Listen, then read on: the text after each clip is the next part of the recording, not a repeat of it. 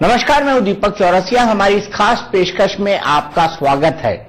उत्तर प्रदेश में कई दशकों से राजनीति जिन लोगों के आसपास घूम रही है उनमें से प्रमुख नाम है पूर्व मुख्यमंत्री और वर्तमान के गृह मंत्री राजनाथ सिंह जी का।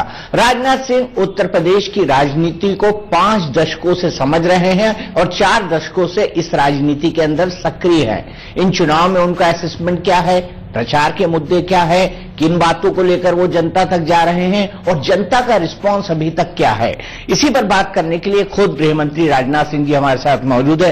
राजनाथ सिंह जी, आपका बहुत बहुत स्वागत है। सबसे पहले जानना चाहूंगा, 6 रैली एक दिन में कैसे कर लेते हैं? मैं पहले भी करता था और जब मैं यहां पर मुख्यमंत्री था तो एक दिन में मैंने 16 सार्वजनिक सभाओं को संबोधित किया था और आज भी 4, 5, 6 प्रतिदिन रैलियां हो रही हैं। मुद्दों पर आए तो आपको क्या लगता है कि चूंकि सरकार के 3.25 साल पूरे हो गए हैं, मई में जाके 3 साल पूरे हो जाएंगे, तो ये मिड टर्म अप्रेजल है केंद्र सरकार का, नरेंद्र मोदी की सरकार का, एक तरह से जनमत संग्रह 2.5-3 साल बाद की सरकार ने कैसा काम किया है, क्योंकि देश का सबसे बड़ा राज्य है। देखिए, लोकसभा के जो चुनाव होते हैं वो सामान्यतः विशेष रूप से केंद्रीय मुद्दों पर होते हैं। ठीक है, स्थानीय मुद्दों की भी थोड़ी अहमियत होती है, लेकिन विशेष महत्व केंद्रीय मुद्दों का होता है। लेकिन जो राज्यों के विधानसभा के चुनाव होते हैं, उन विधानसभा के चुनाव में जो स्थानीय मुद्दे होते हैं उन्हीं की अहमियत ज्यादा होती है और जो मतदाता भी है वो उसी के इर्द गिर्द वो सोचता है। हां, ये बात सच है, यदि हमारी पार्टी की सरकार जी केंद्र में है तो थोड़ा बहुत सरकार के परफॉर्मेंस की भी चर्चा होती है, लेकिन भारतीय जनता पार्टी के लिए सुखद स्थिति यह है हमारे प्रधानमंत्री के बारे में और हमारी गवर्नमेंट के बारे में और गवर्नमेंट के गवर्नेंस के बारे में एक बहुत ही पॉजिटिव परसेप्शन केवल उत्तर प्रदेश नहीं बल्कि थ्रू आउट द कंट्री, पूरे देश भर में है। तो उसका लाभ भी हमको इसमें मिल रहा है, इसमें कहीं दो मत नहीं है। अगर उत्तर प्रदेश के राजनीतिक माहौल की बात की जाए, जिस राजनीतिक माहौल के अंदर ये चुनाव हुए हैं, तो चुनाव से 4 महीने पहले सिर्फ एक ही मुद्दा मीडिया में चर्चा में था, अखिलेश परिवार का झगड़ा। पिता ने पुत्र को निकाला पार्टी से, पुत्र ने पिता को निकाल दिया, फिर मार्गदर्शक बना दिया। क्या आपको लगता है कि वो एक राजनीतिक ड्रामा था और सिर्फ इसलिए रचा गया क्योंकि जो एंटी इनकम्बेंसी का फैक्टर था उसको लोग भूल जाए, और आज ऐसा लगता है शायद भूल गए? नहीं, मैं नहीं जानता कि वो ड्रामा था कि क्या था। भारत के लोग जिन सांस्कृतिक मूल्यों में और जिन परंपराओं में यकीन करते हैं वो कभी नहीं चाहेंगे कि पिता पुत्र का झगड़ा हो। नहीं चाहेंगे, नहीं चाहेंगे। लेकिन जो कुछ भी हुआ बहुत ही वह दुखद था। अब मैं सच बतलाऊं कि चाहे भले ही कोई भी परिवार हो, किसी परिवार में यदि कोई कलह होती है तो मुझे कभी सुखद इस अनुभूति उसके कारण नहीं होगी। अब मैं उन पारिवारिक मामलों में मैं झांकने की मैं कोशिश भी न तो पहले भी किया था, ना आज भी मैं करना चाहता हूं। हां, इतना मैं जरूर कहूंगा कि समाजवादी पार्टी की सरकार के गवर्नेंस का जहां तक सवाल है, गवर्नेंस बहुत ही पुअर रही है, बहुत ही। और जब जब समाजवादी पार्टी की सरकार रही है उसकी सरकार का परफॉर्मेंस बहुत कमजोर रहा है, बहुत पुअर रहा है। अब जैसे मैं डेवलपमेंट की तो बात छोड़ दीजिए, डेवलपमेंट की बात तो बहुत ही दूर है, उस नाम पर तो कुछ नहीं हुआ। एक सड़क बन गई, बार बार केवल एक सड़क को भुनाने की कोशिश की जा रही है। आप ये कल्पना करें कितनी हास्यास्पद स्थिति है। पर आदरणीय अटल बिहारी वाजपेयी ने 4 लेन, 6 लेन, 8 लेन, 10 लेन की सड़कों का जाल सारे हिंदुस्तान में, ट्रांसपोर्ट और मैं स्वयं सड़क परिवहन मंत्री, मैं स्वयं सरफेस ट्रांसपोर्ट मिनिस्टर था, तो हम लोग उसकी चर्चा नहीं करते। उत्तर प्रदेश हिंदुस्तान के सबसे बड़े राज्य में एक हाईवे बन गई और उसको जो चुनाव में बार बार बनाने की कोशिश की जा रही है, बहुत ही हास्यास्पद है। प्रश्न ये उठता है, उत्तर प्रदेश में क्या हमारे किसानों को उचित मूल्य पर जो भी एग्रीकल्चरल इनपुट्स होते हैं, माने जो खाद्यान्न पैदा करने के लिए जिन चीजों का प्रयोग किया जाता है, सरलता के साथ मिल रहा है कि नहीं, उचित कीमत पर मिल रहा है कि नहीं, खेतों के लिए उनके पानी मिल रहा है कि नहीं, खाद मिल रही है कि नहीं, बिजली मिल रही है कि नहीं, और जो कुछ भी किसान पैदा करता है उसकी उचित कीमत मिल रही है कि नहीं, नौजवानों को रोजगार मिल रहा है कि नहीं। यदि मूल्यांकन होगा तो इन सब सारी चीजों के आधार पर होगा। लेकिन सबसे बदतर स्थिति जो जब जब सपा आती है, गुंडे, बदमाश, महिलाओं के साथ बलात्कार की घटनाएं आम हो जाती हैं, कम्युनल टेंशन, सांप्रदायिक दंगे, ये भी बहुत होते हैं। अच्छा, मुझे आश्चर्य होता है कि जब हम लोग आते हैं तो सांप्रदायिक दंगे नहीं होते। ठीक है, बाई चांस से का खो जाए वो अलग की बात है, लेकिन जब ये आते हैं तो जरूर होंगे। विडंबना है। मुझे ऐसा लगता है कि अखिलेश यादव विकास को आगे लेकर चलना चाहते हैं, लेकिन शोकेस करने के लिए उनके पास एक्सप्रेसवे के अलावा लखनऊ मेट्रो है। देखिए, मैं तो मानता रहा हूं कि विकास कोई करे, सभी को उसमें सहयोग करना चाहिए और विकास के मुद्दे को लेकर कोई विवाद नहीं खड़ा करना चाहिए कभी भी। लेकिन हुआ यह है कि बार बार जो सच बात कम से कम जनता के सामने लाई जानी चाहिए थी, और मैं उस सच्चाई को ला देना चाहता हूं। यहां तक राज्य सरकार का है, मेट्रो में केवल 20% का कंट्रीब्यूशन है, 20% राज्य सरकार का, 20% सेंट्रल गवर्नमेंट का कंट्रीब्यूशन होता है। 60% जो विदेशी बैंकों से लोन लिया जाता है उसकी काउंटर गारंटी भी यदि कोई देता है तो सेंट्रल गवर्नमेंट देती है। तो सब मिलाजुलाकर 20% कंट्रीब्यूशन स्टेट गवर्नमेंट का और 80% कंट्रीब्यूशन सेंट्रल गवर्नमेंट का। अब यह फैसला कर लीजिए क्या है। लेकिन मैं समाजवादी पार्टी के नेताओं से भी कहना चाहता हूं कि चुनाव के लोभ में सारी मर्यादाएं नहीं तोड़नी चाहिए, और जो सच बात है अब वो जनता के सामने लानी पड़ेगी। नहीं तो मैं तो सचमुच इस पर बोलना ही नहीं चाहता था। आपने सांप्रदायिक दंगों की बात की। सवाल यह है कि बीजेपी पर भी आरोप लगता है कि वो हर चुनाव में सांप्रदायिक ध्रुवीकरण की कोशिश करती है। घर वापसी जैसे मुद्दों पर बहस हुआ पिछले 2.5 साल के अंदर, लोगों के पलायन पर बात हुई कि हिंदू पलायन कर रहे हैं, कैराना के आसपास के। तो क्या यह आरोप सही है कि बीजेपी ध्रुवीकरण की कोशिश करती है, और उत्तर प्रदेश चुनाव में उसने काफी की है? देखिए, जिनके पास मुद्दे नहीं हैं चुनाव लड़ने के लिए, अथवा जिस राजनीतिक पार्टी का कोई सिद्धांत नहीं है, कोई असूल नहीं है, कोई कार्यक्रम नहीं है, तो वह तो हमारे ऊपर आरोप लगाकर लोगों के अंदर भ्रम पैदा करके वो पोलराइजेशन के आधार पर ही वो चुनाव जीतेंगे ना। मुद्दों के आधार पर तो चुनाव जीत नहीं सकते, क्योंकि उनके मुद्दों में कोई ताकत है ही नहीं, मुद्दे हैं ही नहीं, उस पार्टी का कोई कार्यक्रम है ही नहीं। हमारे तो पार्टी की एक आइडियोलॉजी है, दार्शनिक अवधारणा है, हमारे पार्टी के कार्यक्रम है, सिद्धांत हैं, एक कार्य पद्धति है, उनके यहां कुछ नहीं है। तो स्वाभाविक रूप से वो भारतीय जनता पार्टी पर आरोप लगाएंगे। और मैं मानता हूं कि भारतीय जनता पार्टी के ऊपर वे ही राजनीतिक पार्टियां आरोप लगाती हैं जो स्वयं कम्युनल हैं, जो स्वयं सांप्रदायिक हैं। देश की सेकुलर पॉलिटिकल पार्टी यदि कोई है तो भारतीय जनता पार्टी है। या मैं क्यों कह रहा हूं? लेकिन आपको ये उल्टा आरोप लगता है कि आप सेक्युलरिज्म से उल्टे हैं, खिलाफ है। नहीं, आरोप लगने दीजिए, उस आरोप की मैं कोई परवाह नहीं करूंगा। जिस विचारधारा को लेकर हम लोगों ने राजनीति प्रारंभ की है, सांस्कृतिक राष्ट्रवाद की विचारधारा, तो हमारी संस्कृति तो वसुधैव कुटुंबकम का संदेश देती है।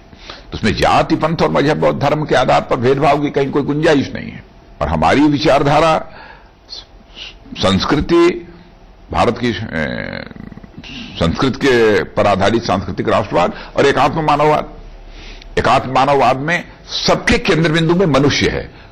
वह मनुष्य चाहे जो हो, यहां का हो, अमेरिका का हो, रूस का हो, चाइना का हो, कहीं का हो, हिंदू हो, मुस्लिम हो, चाहे पारसी हो, यहूदी हो, कुछ भी हो। तो ऐसी विचारधारा वाली राजनीतिक पार्टी मैं समझता हूं कि कभी भी इंसान और इंसान के बीच नफरत पैदा करके सरकार बनाने की नहीं सोच सकती है। और मैं प्रारंभ से ही बोलता रहा हूं कि राजनीति केवल सरकार बनाने के लिए नहीं की जानी चाहिए, राजनीति देश बनाने के लिए की जानी चाहिए, समाज बनाने के लिए की जानी चाहिए। और बोलते समय भी सार्वजनिक सभाओं में इस बात की सावधानी बरतनी चाहिए कि जो मैं बोल रहा हूं उससे मैं जनता को लोकतंत्र की दृष्टि से कुछ न कुछ एजुकेट करूं। यह भी राजनीतिक नेताओं की जिम्मेदारी बनती है। यहां पर सवाल यह है कि अनफॉर्चुनेटली उत्तर प्रदेश की राजनीति ऐसी हो गई है कि यहां पर जाति का बड़ा महत्व है, सब कास्ट का बड़ा महत्व है। जो जाति से उपजाति निकली हुई हैं, अगड़े, पिछड़े, दलित, माइनॉरिटी, इस सब की राजनीति होती है। ऐसे में बीजेपी पर यह आरोप लगता है कि वो इस तरह की राजनीति को किनारे करने के लिए लोगों को हिंदू और मुस्लिम में बांट देती है। यही उसका इकलौता गेम प्लान रहता है उत्तर प्रदेश के चुनाव को लेकर। नहीं, जो कुछ भी जाति पात या पंथ या सब सारी चीजें हैं, ये तो बहुत ही दुर्भाग्यपूर्ण है। और जो कमजोर लोग होते हैं, जिनके अंदर जो कहा जाए ना कि अंदर की जो ताकत नहीं होती है, जो कमजोर लोग होते हैं ना, आप देखिए सबसे बड़े जात पात की बात वही करते हैं। क्योंकि उनके पास अपनी प्रतिभा नहीं होती, अपनी योग्यता नहीं होती, उनके पास कुछ ऐसा नहीं रहता है कि लोगों को अपने साथ जोड़ सकें, तो वो जात पात की बात करते हैं। तो निहायत कमजोर, निहायत कायर किस्म का जो आदमी होगा वही जात पात की बात करता है। जाति पर उत्तर प्रदेश में अनफॉर्चुनेटली पार्टी भी बन गई। आपने गुंडा राज की बात की, लेकिन आप क्या अखिलेश को इस बात का श्रेय देते हैं कि इन चुनाव में जो दागी छवि के लोग थे, जैसे अतीक अहमद हुए, मुख्तार अंसारी हुए, इनको पार्टी से दूर रखकर एक कॉस्मेटिक सर्जरी करने की कोशिश की है उन्होंने? आपने दीपक जी देखा होगा कि जिन लोगों के ऊपर भ्रष्टाचार के आरोप लगाए, वो कहा कि भ्रष्टाचारी हैं इसलिए इनको बाहर निकालना हूं, फिर उनको अंदर ले लिया। अब गायत्री प्रजापति की बात जनता की आंखों में धूल झोंक कर लंबे समय तक राजनीति नहीं की जा सकती। आपको क्या लगता है इन चुनाव में भारतीय जनता पार्टी के लिए क्या मुद्दे हैं? भारतीय जनता पार्टी, हमारा तो दो ही मुद्दे हैं, गुड गवर्नेंस और डेवलपमेंट, सुशासन और विकास, और बेहतर कानून व्यवस्था। बेहतर कानून व्यवस्था उसी सुशासन में आ जाती है, गुड गवर्नेंस में ही आती है, और सभी सच्चाई को स्वीकार करेंगे। सपा, बसपा और भाजपा, इन तीनों राजनीतिक पार्टियों में अपेक्षाकृत बेहतर सरकार देने वाली यदि कोई राजनीतिक पार्टी है तो भाजपा है। आपको समाजवादी पार्टी और कांग्रेस का ये गठबंधन कैसा लगता है? क्योंकि लोग कुछ कहते हैं कि मजबूरी में लिया गया गठबंधन है, कुछ कहते हैं मजबूती वाला गठबंधन है दोनों पॉलिटिकल पार्टीज के बीच, कि दोनों के वोट बैंक अगर साथ हो गए तो बीजेपी को या बीएसपी को दिक्कत हो सकती है। दोनों को यही सुझाव देना चाहिए कि देना चाहता हूं कि बराबर यदि कोई व्यक्ति कमजोर हो जाता है तो कम से कम उसे मजबूत बैसाखी की तलाश करनी चाहिए। कमजोर व्यक्ति को कभी कमजोर बैसाखी नहीं लगानी चाहिए। तो उसके बाद का हश्र क्या होता है यह बताने की जरूरत है। तो आपको लग रहा है कि कांग्रेस कमजोर बैसाखी है?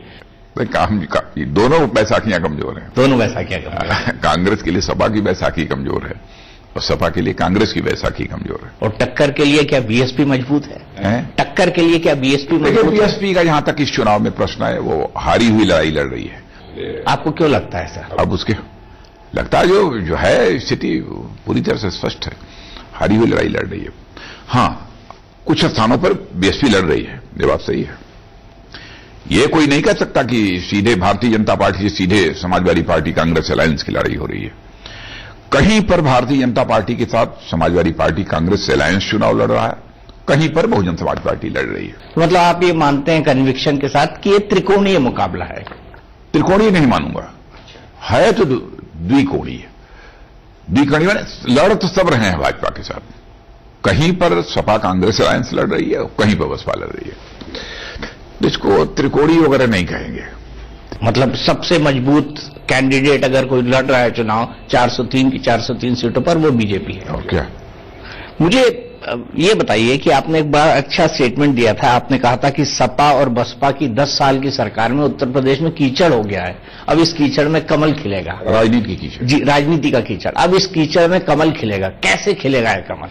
देखिए, जो हालात राजनीति यहां की अनहेल्दी, अस्वस्थ कर दिया है, भारत का कोई व्यक्ति इस प्रकार की अनहेल्दी पॉलिटिक्स पसंद नहीं करता है, और इस प्रकार की पुअर गवर्नेंस भी वो कभी पसंद नहीं करेगा।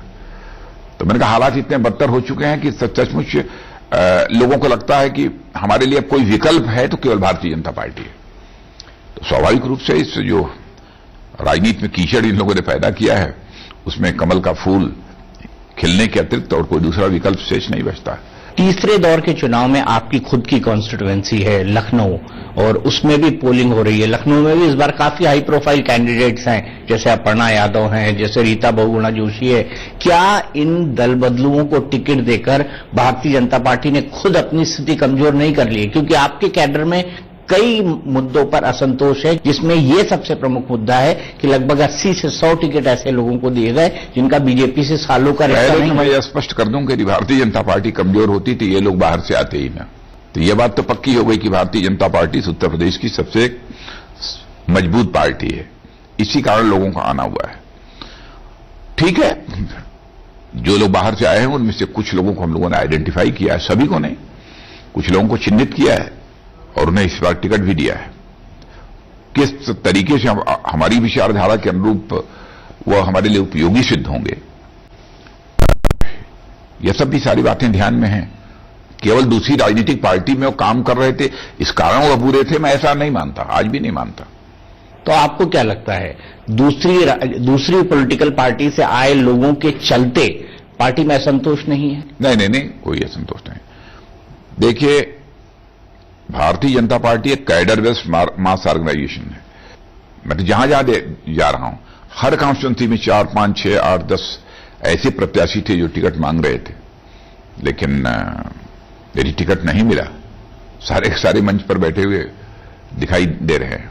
मैं सबको धन्यवाद दे रहा हूं, सबको शाबाशी दे रहा हूं। यह दृश्य यदि देखने को मिल सकता है तो केवल और केवल भाजपा में ही, क्योंकि कहीं न कहीं किसी न किसी सीमा तक पार्टी की जो विचारधारा है, जो पार्टी की दार्शनिक अवधारणा है, जाने अनजाने उसके प्रति प्रतिबद्धता उनकी है। दोनों चीज मैं कह रहा हूं, जाने अनजाने। कभी कभी इस विचारधारा को उससे परिचित नहीं है वो, कभी भाजपा की दार्शनिक अवधारणा से परिचित नहीं है, लेकिन लोगों के, नेताओं के काम करने की शैली, सोच, उनका भाषण, तो कुछ न कुछ झलक आती ही है विचारधारा की। तो ये जाने अनजाने उसके प्रति प्रतिबद्ध है। इस कारण ये गड़बड़ नहीं करते। रेयर ऐसा होता कि कोई गड़बड़ करते। समाजवादी पार्टी ने अपने घोषणा पत्र के अंदर फ्री में स्मार्टफोन देने की बात कही है। आपको लगता है क्या ये लोक लुभावन वादा है, और ऐसा कोई वादा भारतीय जनता पार्टी आने वाले समय में करने वाली है लोकसभा चुनाव में या किसी अन्य विधानसभा? घोषणा पत्र में हमारे यहां भी शामिल किया है, हमारे यहां भी कुछ किया है, देंगे। नौजवानों को उसे देने में कोई हर्ज नहीं है, भारतीय जनता पार्टी भी दे रही है। तो आपको नहीं लगता कि ये बहुत ज्यादा गरीब बच्चों को देना चाहिए? पॉपुलिस्ट स्कीम है ये बहुत ज्यादा, या आपको लगता है कि ये जन उपयोगी है? नहीं, इसमें नौजवानों के लिए तो उपयोगी है, क्योंकि आप देख रहे हैं कि इस समय जो कैशलेस इकोनॉमी की तरफ भारत को ले जाना चाहते हैं हम लोग, उसमें इसकी उपयोगिता भी है। और दूसरी चीज, जहां तक नौजवानों का प्रश्न है, नौजवानों को अधिक से अधिक सूचनाएं प्राप्त हो सकें और अधिक से अधिक सूचनाओं का वो आदान प्रदान कर सकें, तो इसके लिए यदि उनको स्मार्टफोन है, अधिक से अधिक चीजों के बारे में जानकारी वो हासिल कर सकें इंटरनेट से उसको जोड़कर, तो मैं समझता हूं ये तो उपयोगी होगा। इस कारण जो है यदि वो दिया जाता है उसमें किसी को आपत्ति नहीं है, भारतीय जनता पार्टी भी दे रही है। किसानों की कर्ज माफी की आपने बात कही है कि आप सरकार बनते ही सबसे पहले कामों में से एक ये करेंगे कि किसानों की कर्ज माफी कर देंगे। आप तो केंद्र में हैं, क्यों ना पूरे देश की कर्ज माफी हो जाए? और एक एग्जाम्पल पेश किया जाए उत्तर प्रदेश के लिए, क्योंकि आप चाहें तो पूरे देश के किसानों की कर्ज माफी कर सकते हैं। हर राज्य की परिस्थितियां अलग अलग हैं। आप सभी जगह किसानों को एक पैमाने से नहीं माप सकते। उत्तर प्रदेश है, बिहार है, इधर की दक्षिण भारत की कुछ भिन्न है। हर राज्य की परिस्थितियों के बारे में सोचना पड़ेगा अलग अलग, जैसी परिस्थिति हो। और कभी यदि ऐसे हालात पैदा हुए कि सारे देश भर में यह कर्ज माफी का फैसला करना पड़े, तो उसके बारे में विचार किया जा सकता है। लेकिन उत्तर प्रदेश की हालत ज्यादा बदतर कर दी है सपा और बसपा की सरकारों ने, किसानों की बदतर कर दी है। नहर है, नहर में पानी नहीं है, यदि थोड़ा पानी है तो टेल तक पहुंचता नहीं है। खाद बीज खरीदने के लिए उनके पास पैसा नहीं रह गया, कंगाल बना दिया है। ओले पड़े, बाढ़ आई, फसल बर्बाद हो गई, सूखा पड़ा, फसल बर्बाद हो गई। जो कंपनसेशन भी मिलना चाहिए वो नहीं मिल रहा है। कभी हमारे साथ पब्लिक मीटिंग से चलिए, मैं जनता से पूछता हूं, देखिए क्या रिस्पॉन्स है। आप खुद किसान के बेटे हैं, आपका बैकग्राउंड खेती किसानी का है, आप देश के कृषि मंत्री रह चुके हैं। आपने किसानों के लिए जब मुख्यमंत्री बने थे तो कई सारी स्कीम्स लेके आए, और किसान क्रेडिट कार्ड और फसलों का बीमा और इस तरह के हिंदुस्तान में किसानों के कर्ज पर ब्याज दर कम करने का पहला फैसला मैंने लिया था जी, आदरणीय अटल बिहारी वाजपेयी जी के आशीर्वाद से लिया था जी, मुझे याद है, मैं इसी का जिक्र कर रहा हूं। लेकिन और पार्टी का राष्ट्रीय अध्यक्ष बनने के बाद मैंने अपने मुख्यमंत्रियों से कहा कि आप लोग, उस समय मैंने 8% किया था 2003 में जब मैं कृषि मंत्री था। 2006 में जब मैं बन गया पार्टी का राष्ट्रीय अध्यक्ष, तो 2006-07 में अपने राज्य के कुछ मुख्यमंत्रियों को मैंने कहा कि ब्याज दर आप 4% कर दीजिए और उसको घटाते जाइए और इस हालात तक ले आइए कि कम से कम 1 साल के लिए हम बिना ब्याज के किसानों को कर्ज दे सकें। और मुझे खुशी है कि हमारे कई राज्यों ने उसको माना और इसे लागू किया। और आज मध्य प्रदेश, छत्तीसगढ़ इन राज्यों में चले जाइए, 0% ब्याज दर पर कर्ज वहां के किसानों को मुहैया कराया जा रहा है। नहीं, मेरा सवाल यह है कि आपने कर्ज तो मुहैया करा दिया, किसान ने उत्पादन भी कर लिया, लेकिन सबसे बड़ी दिक्कत है कि किसान को अपने उपज का उचित दाम नहीं मिलता। गन्ना किसानों को आप आलू देखें तो जहां पे आलू पैदा हो रहा है वहां 50 पैसे किलो में बिक रहा है, सड़कों पर पड़ा हुआ है, ट्रांसपोर्टेशन के पैसे नहीं है। दूसरी जगह देखो तो आम आदमी को 30 रुपए, 40 रुपए, 50 रुपए किलो वही आलू मिल रहा है। तो इस डिस्पैरिटी को खत्म करने के लिए क्या किए जाने की जरूरत है? इस हकीकत को मैं अच्छी तरह समझता था और मैं समझता हूं कि जब आपका कार्यक्रम लोग देखेंगे तो उसके बाद मैं यदि गलत बोल रहा हूंगा तो निश्चित रूप से आपको सूचित करेंगे। जब मैं यहां का चीफ मिनिस्टर था, इस हकीकत को समझते हुए, किसानों की इस समस्या को समझते हुए, मैंने पूरे धान गेहूं की पूरी खरीद की थी उत्तर प्रदेश में सरकार की तरफ से और समर्थन मूल्य पर खरीद की थी। कुछ धान वर्षा हो गई थी, उसमें भीग गए थे, मैंने कहा फिर भी खरीद लो। सब कुछ खरीदा था उनका ताकि उनको उचित कीमत मिल जाए। सरकारों को यह सोचना पड़ेगा कि जो भी किसान पैदा करता है उसकी उचित कीमत मिलनी चाहिए,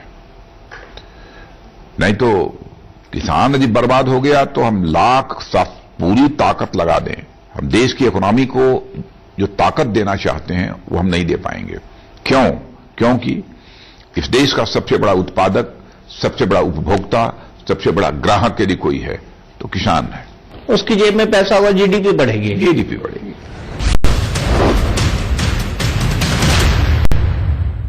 बड़ा सवाल यहां पर यह भी है कि किसानों की जब हम इतनी बात कर रहे हैं तो गन्ना किसानों के मुद्दे को कैसे छोड़ सकते हैं? क्योंकि गन्ना किसान उत्तर प्रदेश की पश्चिमी और बाकी उत्तर प्रदेश में भी एक बहुत बड़ा फैक्टर है, लेकिन अनफॉर्चुनेटली उनको तो बेचारों को अपने गन्नों की कीमत तक नहीं मिल पाती। ऐसा क्यों? बहुत हालत खराब है। ऐसा क्यों?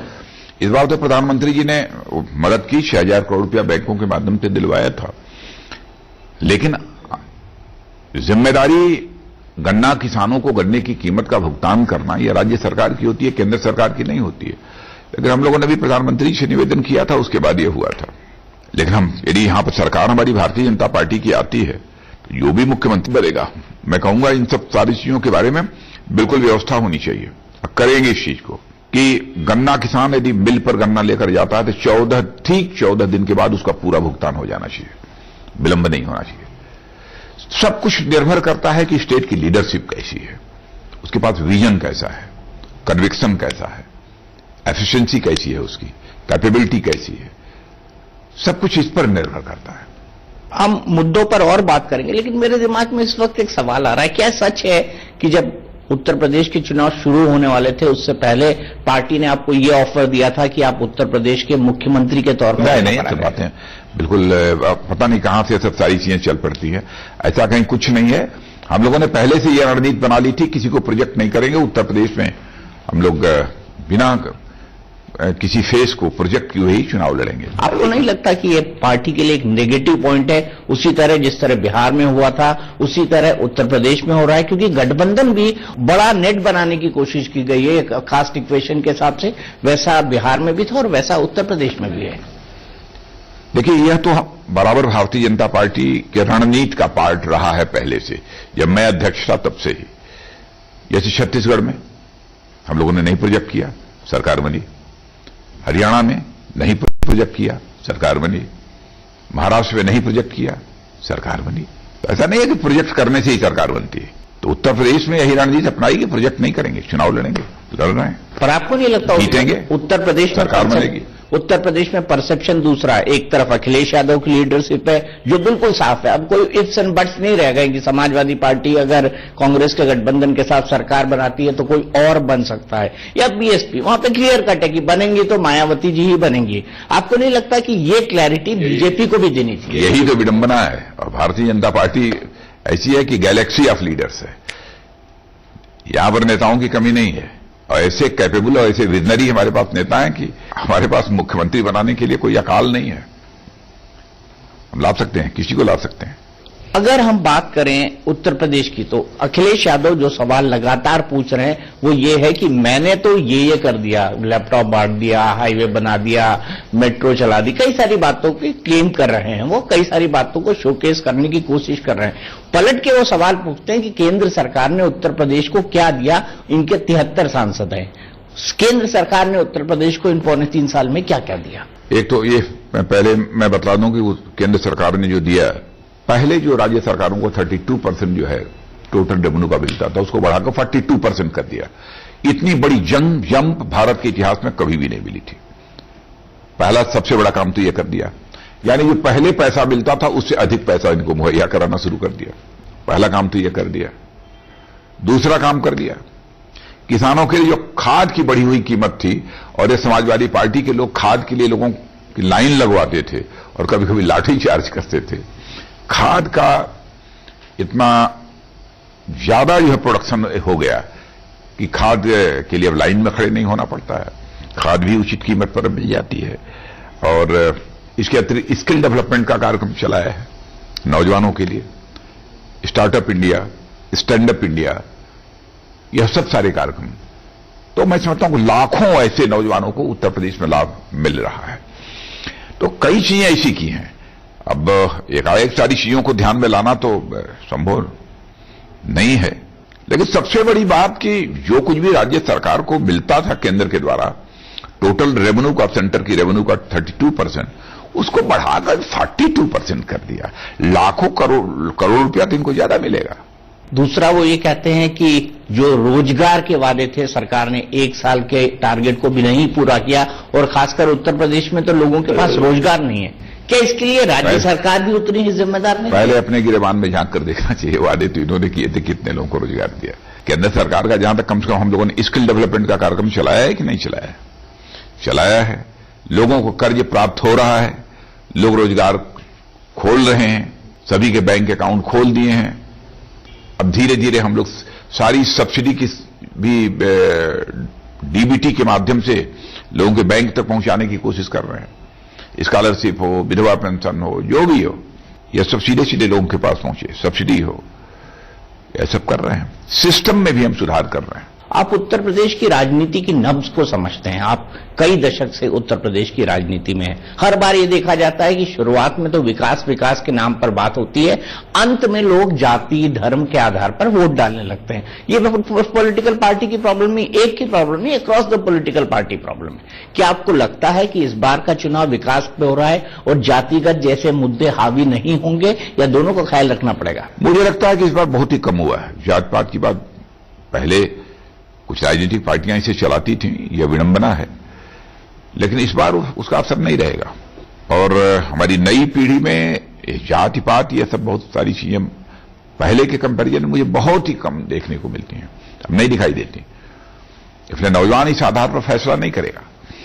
नौजवान इस आधार पर फैसला करेगा उसके भविष्य को सजाने संवारने के लिए कौन सी राजनीतिक पार्टी की सरकार होगी जो कुछ कर सकती है, इस आधार पर अपने मतों का प्रयोग करेगा।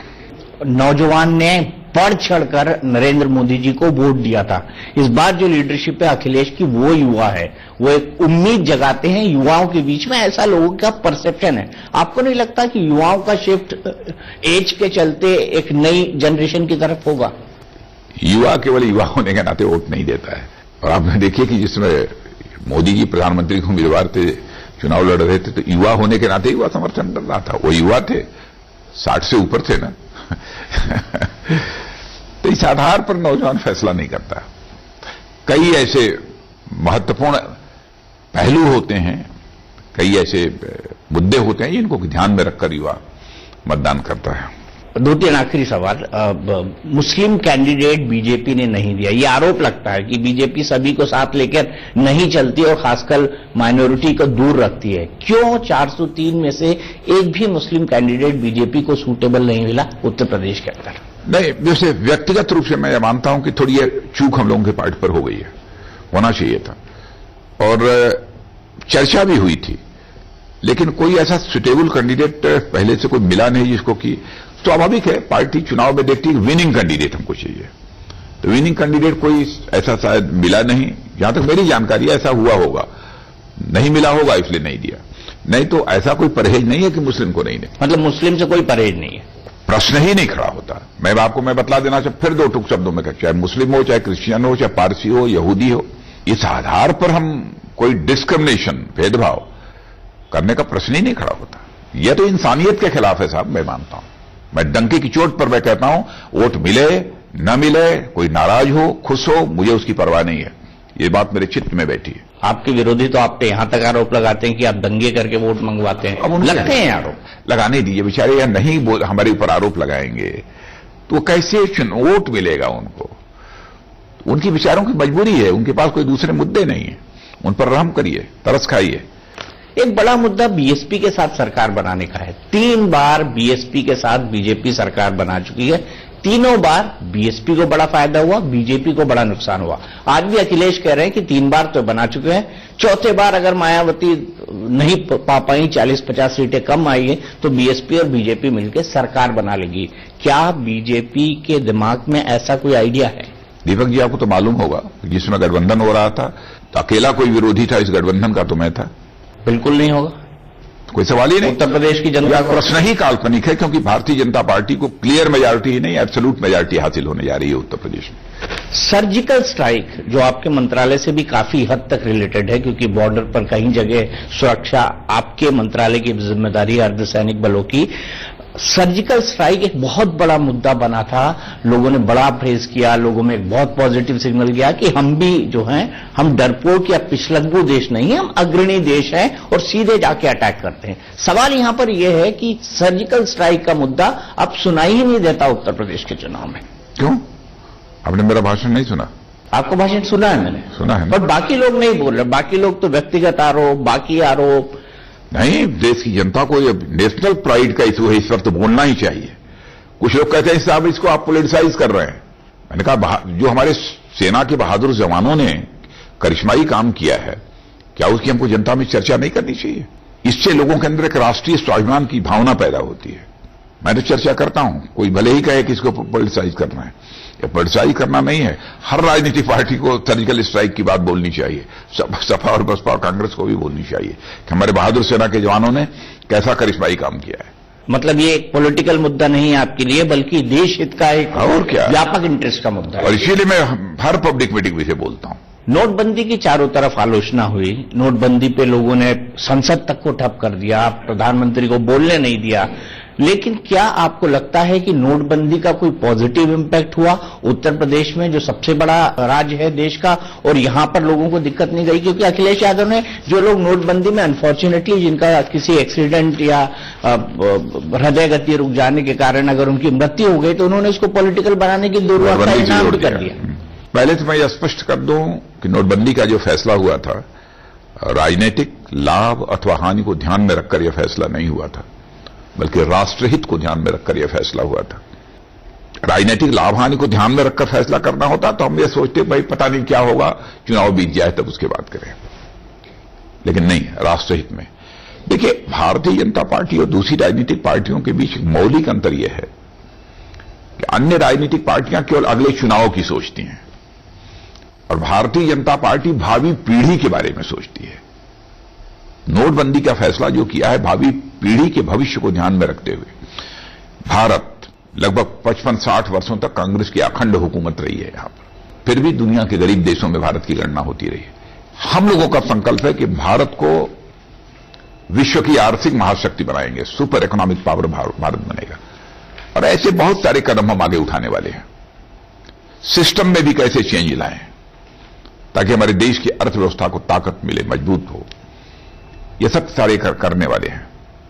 तो कठोर फैसला यह नोटबंदी का भी था, लेकिन सबसे बड़ी उपलब्धि जो मैं मानता हूं कि इस नोटबंदी के फैसले को लेकर भले ही किसी को थोड़ी कठिनाई हुई हो, भले ही किसी ने थोड़ी बहुत आलोचना की हो, थोड़े समय के लिए, इस समय आलोचना नहीं है, लेकिन प्रधानमंत्री अथवा इस सरकार के इंटेंशन पर, उसकी नीयत पर किसी ने कोई सवालिया निशान नहीं खड़ा। This was the major achievement.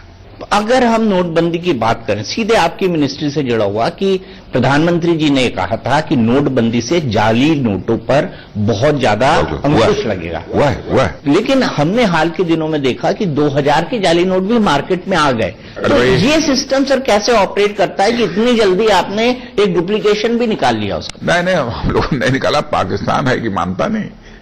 तो आपको लगता है कि ये सब पाकिस्तान के रास्ते आता है? वो तो पाकिस्तान का, पाकिस्तान हाँ, बिल्कुल वही शब्द है, जाहिर है, इसमें कहीं ये बात छुपी नहीं है। पाकिस्तान पड़ोसियों से मदद करनी चाहिए, लेकिन पता नहीं क्या मजबूरी है उसकी, हम नहीं कह सकते। आखिरी सवाल, पाकिस्तान रोकेंगे, उसको भी रोकेंगे। पाकिस्तान को लेकर आपकी खुद की क्या नीति है? क्योंकि प्रधानमंत्री ने बहुत बार कोशिश की, लेकिन बातचीत 2 कदम आगे चल के 4 कदम पीछे चली जाती है। पाकिस्तान के संबंधों को भारत, दिल की बात तो यही है कि पड़ोसी है, इसलिए पड़ोसी के साथ रिश्ते अच्छे होने चाहिए। लेकिन मुझे लगता है कि पड़ोसी अपनी पुरानी हरकतों को छोड़ नहीं पा रहा है, उससे बाज नहीं आ रहा है, इस कारण समस्या खड़ी हो रही है। लेकिन कभी न कभी तो आना पड़ेगा। लेकिन मैं जानता हूं पाकिस्तान की आम जनता चाहती है कि भारत और पाकिस्तान के बीच के रिश्ते बेहतर हों, लेकिन वहां की सरकार, वहां की सेना की क्या मजबूरी है, ये हम लोग नहीं समझ पा रहे हैं। एक मुद्दा उत्तर प्रदेश में राम मंदिर का भी है, आज को घोषणा पत्र में भी शामिल किया गया है। सवाल यहां पर यह है कि राम मंदिर न भी बने तो अयोध्या का एक समग्र विकास तो हो सकता है, उसके लिए सरकारों को किसी ने नहीं रोका।